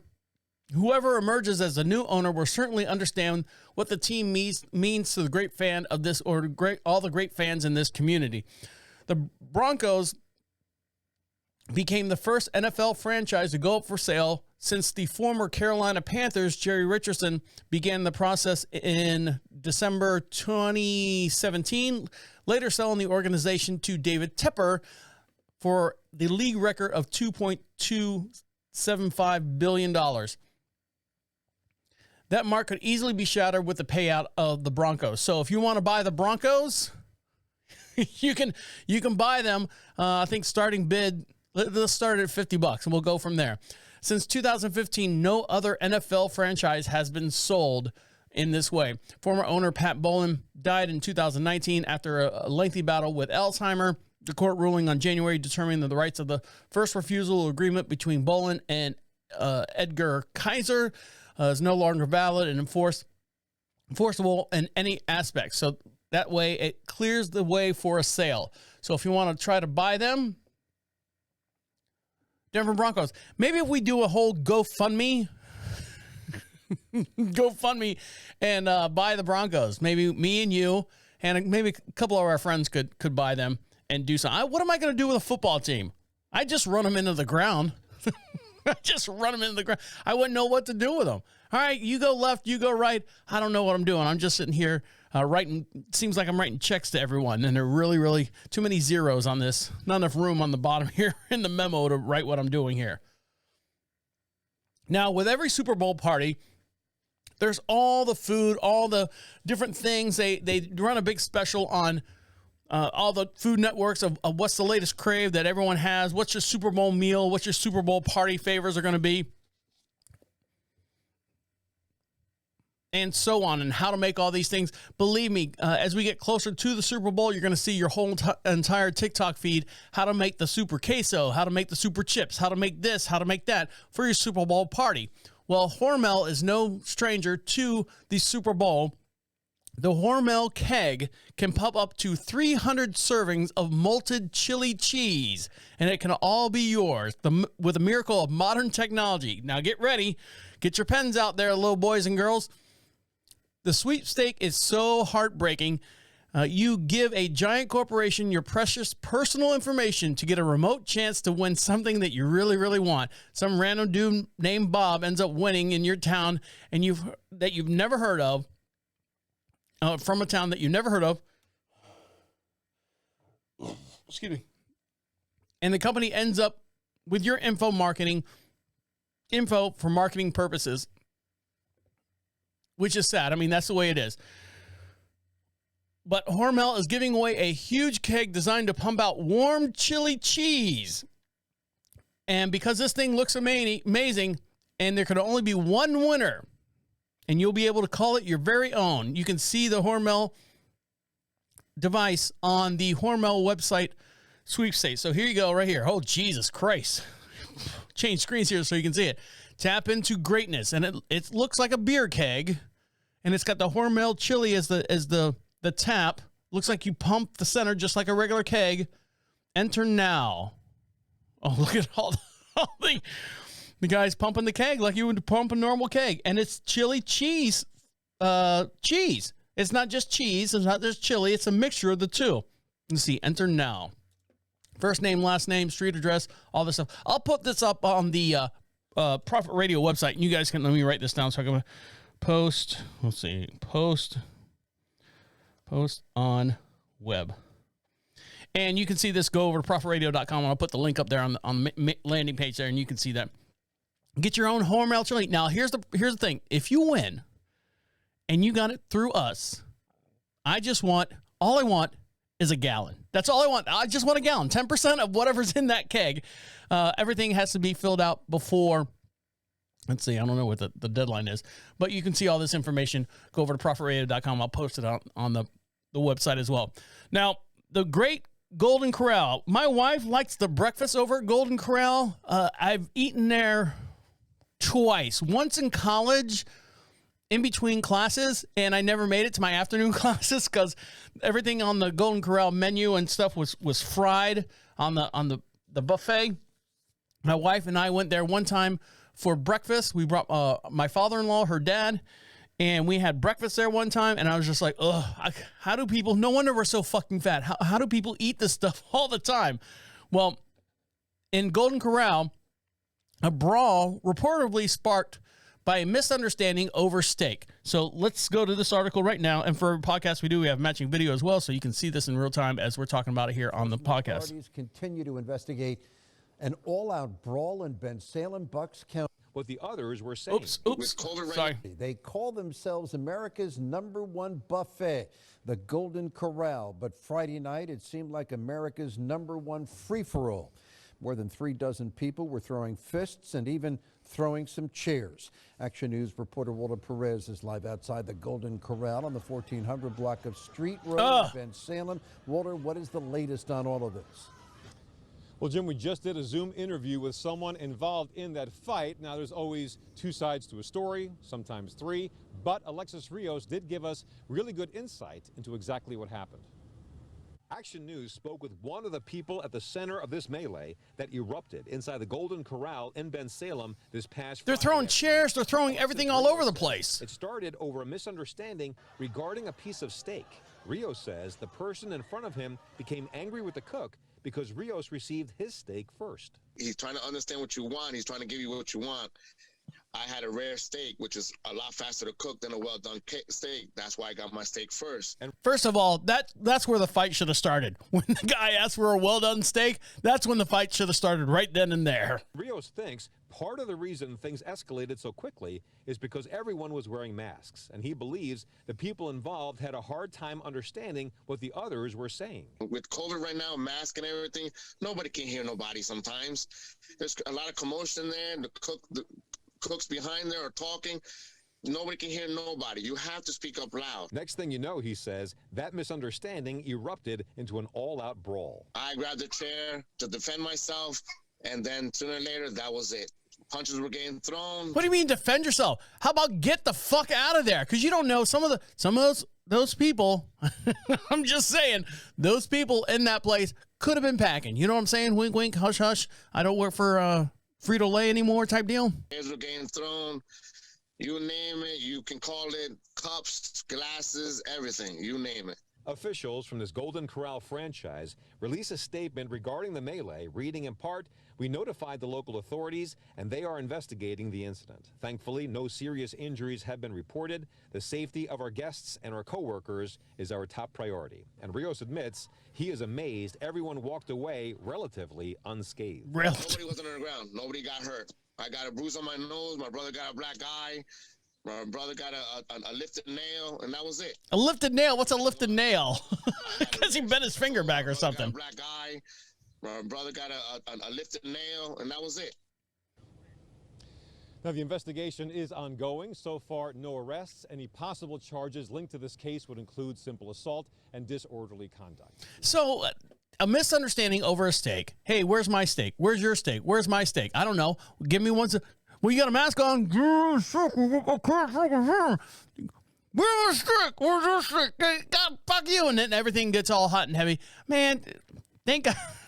Thank God it wasn't like 2 o'clock in the morning. Thank God Golden Corral is not open at 2 o'clock in the morning when you have all the drunks and stuff coming out. Because that could be, I could see that could be even more catastrophist. All right, guys, one more segment and we'll let you guys get back to what you got to do. Check out this little kid who's got this toy truck that I wish I had as a little kid. And he's doing like a, what do they call, a monster truck thing? Check this out.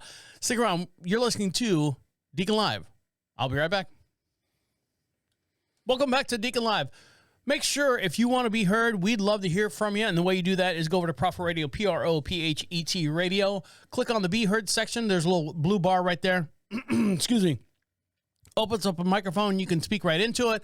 We'll play it. We'll leave a message right to our inbox, and we'll play it on the very next podcast. If you have any questions about past podcasts, this podcast, or anything going on in my life, your life, or anything going on here during the Deacon Live podcast, we'd love to hear from you. Just leave us a little message, and comes right to our inbox. I don't know what I'm saying. I have no idea what I'm saying. Try it again, because I can.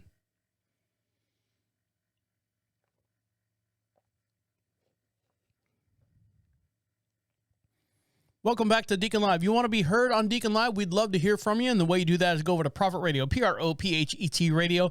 There's a little blue bar at the very bottom right-hand side of the page. On the landing page, it opens up a microphone. Speak right into your tablet, your smartphone, your PC, your tablet, whatever you have. And leaves a voice message, comes right here to the podcast. And we'll play it on the very next podcast, being that this is sort of... We'll play it on the very next podcast. And if you have any questions or anything for us here, we'd love to answer them for you as well. Now, cooking right now is actually causing more holes in the hole zones. It is actually doing more damage to the planet than we thought. When I say cooking, I'm talking about gas top stoves. And you're like going, well, how can that be? How can gas top stoves cause a problem here on our planet?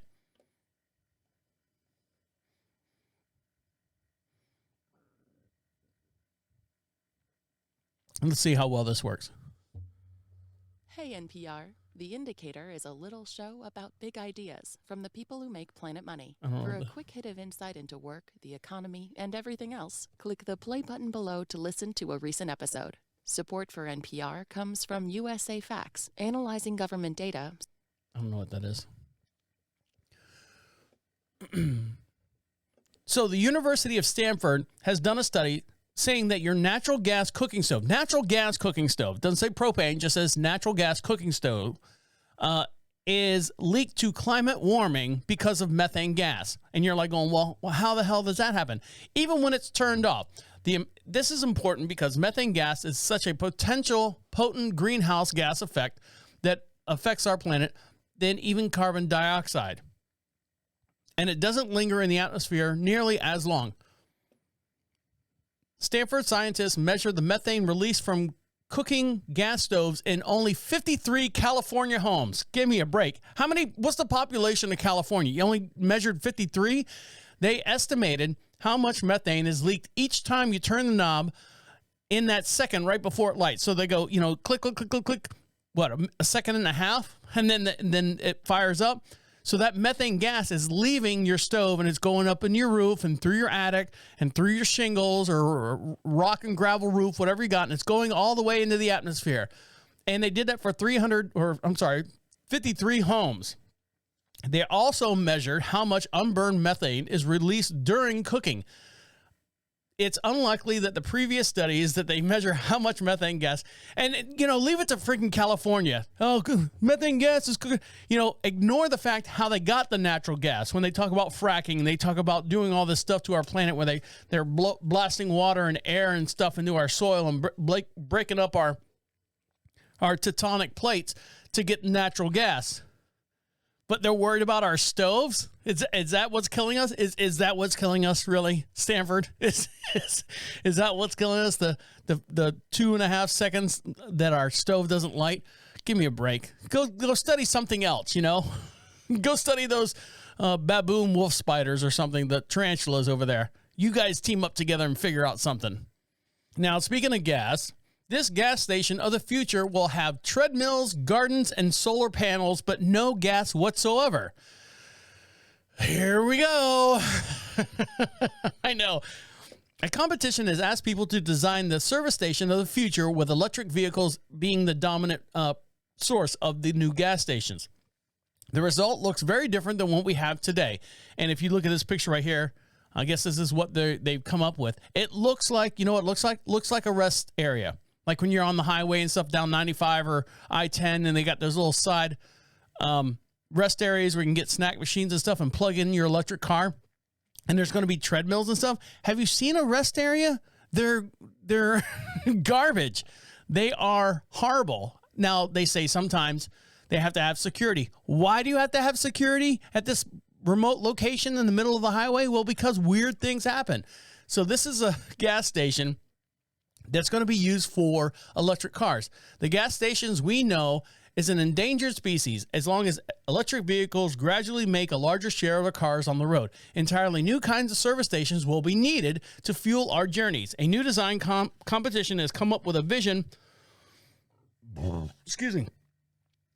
for those stations and what they might look like. Parkland, a Canadian-based gas station operator with 3,000 locations in 25 countries, is the main sponsor of this international competition to create an electric fueling station for the future. The winner entry has just been announced, and the design envisions a facility where the time it takes to recharge a battery, easily about a half hour or longer, is seen an opportunity to rest, relax, and maybe explore. So I don't think... Are they going to rest and relax? I'm going to sit in my car for 30 minutes and play on my phone. Give me free Wi-Fi at this place. I don't care about the treadmill. And they're saying that some of these locations are going to be in what they call not really safe areas or remote locations. So again, you're dealing with security. It's going to be those rest areas where you're just like, no. We'll go to the next one. It's not going to be a fun thing to sit there and charge your car. I guarantee you it's going to be almost like the equivalent when it actually comes right down to it. It's going to be the equivalent of, you ever seen those car wash where you pull in, you put your couple quarters in the machine and you pressure wash your car. It's all in like a little cubicle or whatever, 2 sides, a roof, and there's like 5 or 6 slots or 10 slots depending on how big the thing is. That's what the new charging station is going to be. I don't want to look at anyone. I don't want to see anyone.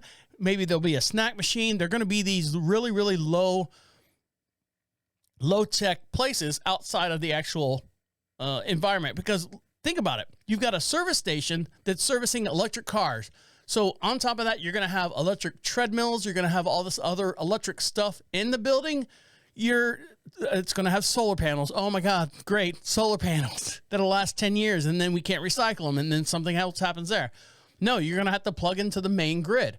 And I'm just being realistic. That's what I am. I'm being realistic as far as what the new gas stations are going to look like, or fuel stations. Now, this guy right here could care less about any electric car out there right now. A dad, hold on. This kid right here says, I'm going to do it, and I'm going to do it my way. My dad used to tell me it wasn't the size of the dog in the fight, but the fight in the dog. And these principles apply to a video showing a Missouri boy, or Missouri, depending on what side of the country you're from, is using this tiny truck to pull his big brother's adult-sized truck. Now, when I say that, this is no Power Wheels, all right? This kid actually looks like he's got a full-size, probably 1/10 scale, maybe, I don't know how do you do the 10th scale, but it's a 10th scale of what a Peterbilt, like a day cab or a sleeper cab, would have. And he calls the truck Rooster. And he's pulling his brother's, looks like a Scottsdale, jacked up truck and stuff. And he's pulling his truck with his truck. He's pulling his brother's truck with his truck. So here's this video right here. If you want to see this video, go over to Prophet Radio. All right, well. Go over to ProphetRadio.com, click on DeaconLive. You can see this video as well. So you can already hear, it's already getting started. Rooster over here says that his Wee Pete can pull the 85 square body. His big brother's pickup. Waiting for him to pull out here. Got the strap all ready to go. We're gonna put Mama in the driver's seat to run the brakes just in case things get crazy. You know, like sled pulls, they gotta have safeties. So we'll get him out here and we'll get him hooked up. Here he comes. Oh, watch the bumper. Oh! Go ahead. That's his little truck. Can you hear it? It's a diesel. It sounds like a little go-kart. All right, let me get him hooked up. All right, we got it hooked up here. We're gonna go ahead and tighten up the strap while we're waiting on Mom. Come on, Mom. There he goes. Fires it up. All right. As soon as she comes out, we'll get this on the road here. Come on, Mom. We're burning daylight. It sounds pretty tough. That's no Power Wheels. Someone has made this thing for him. All right. Got Mama in the truck. It is not running. Put it in neutral. I'd like to show you guys. I don't need to see the fan or not. It's not running. We got it. Not running right now. In neutral. Hit it. You ready? Hit it. All right, let's see if you can do it. Do it. Go, Rooster. Oh, yeah. Look at her work. Look at her work. Oh, yeah. Oh, yeah. She's working hard. Looks like a tractor pull. I'm waiting for the engine to blow out the side. All right. Kill it. There you go. Rooster in his truck. He's got a little, it looks like someone made that truck for him, and so he was pulling that Scottsdale. That Scottsdale pretty heavy. That's all metal truck right there. That's good American steel is what they call it in the business. That's American steel. And speaking of American steel, this video right here is going to steal your heart. This little girl right here, I guess, lives on a little bunny ranch, and she's got treats and stuff in her hands, and it's her job to go out there and feed all the rabbits. And if you want to see this video as well, go over to ProphetRadio.com. So she goes out there with a bag of treats, and all these hundreds and hundreds of bunnies chase her up and down the pen, the rabbit pen, and she's freaking out. Let's see. There you go. Becca. She can't move. All the rabbits are around her. And they're all chasing her.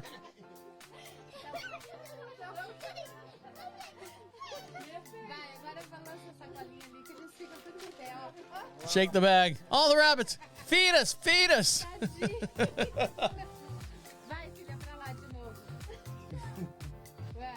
Never so many hungry bunnies in one place. So there's like a huge rabbit run and stuff. And there's probably 100 or so rabbits out here. This is in Brazil. Run, run. Watch them all chase all little hippity-hoppity butts up and down. All right, guys, we'd like to thank each and every one of you for listening. Oh, she fell. We'd like to thank each and every one of you for listening to us, downloading us, being a part of the podcast. We appreciate each and every one of you out there. And my name is the Deacon. We're going to let you guys get back to what you got to do. My name is the Deacon saying goodnight and goodnight. Wait. Come back. the end. The absolute end. Écoute-moi.